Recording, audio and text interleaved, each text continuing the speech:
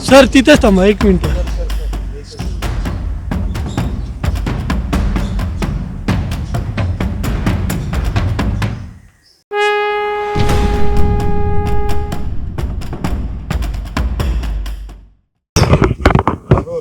Sir आज मतदान केले. खरं तर मतदान सगळ्या हक्क बजावला पाहिजे सांगितलं. तर काय सांगाल मतदान केले?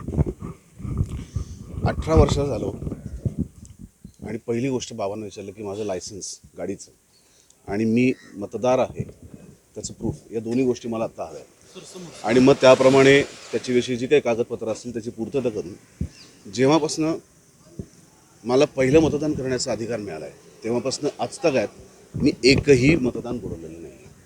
मी कालही फलटणमध्ये शूट करतो आहे. मी काल रात्री फलटणवरनं पॅकअप करून पुण्यात आलो. मी आत्ता मतदान केलं आहे आणि मी आता परत फलटणला शूटिंगला निघालो आहे. मी फक्त मतदान करण्यासाठी आत्ता इथे आलो आहे.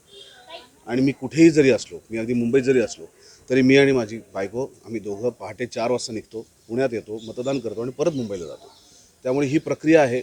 ज्या प्रक्रियेवरती जर आपल्याला विश्वास ठेवायचा असेल लोकशाहीवरती, तर आपल्याला त्यांना 1 पाऊल पुढे टाकायला लागेल, आपल्याला 2 पावलं पुढे टाकायला लागतील. कारण हा लोकशाहीचा हक्क, हा सर्वसामान्य नागरिकांचा हक्क आहे.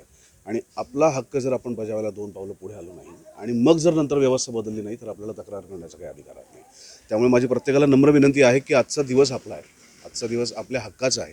घरातनं बाहेर पडायचं आहे, जवळच्या जवळ मतदान केंद्र आहेत सगळी, तिथे जायचं आहे. फोन घेऊन जायचं नाही आहे. आधार कार्ड चालतं, लायसन्स चालतं आणि निवडणूक आयोगाने ज्या 12 ओळखपत्रांची यादी दिली आहे त्यातलं कुठलंही ओळखपत्र तुम्ही घेऊन जाऊ शकता. पण मतदान करायचं एवढं लक्षात ठेवा. आपण जसं सकाळी उठल्यानंतर घरातल्या परमेश्वरांना नमस्कार करतो का नाही, न चुकता आईवडिलांना नमस्कार करतो, तसंच मतदान ही आपल्या हक्काची प्रक्रिया ती आपण पार पाडलीच पाहिजे. तुम्हाला सगळ्यांना माझी नम्र आणि कळकळीची विनंती की आज आपल्या विधानसभेच्या निवडणुका आहेत, आज मतदान आहे. कृपया घरातनं बाहेर पडा. तुम्हाला माहिती आहे की जे जे मतदान करू शकतात अशा सगळ्या नागरिकांना बरोबर घ्या, मतदारांना बरोबर घ्या, जवळच्या मतदान केंद्रावरती जा आणि मतदान करा आणि आनंदाने ही शाही दाखवत बाहेर पडा.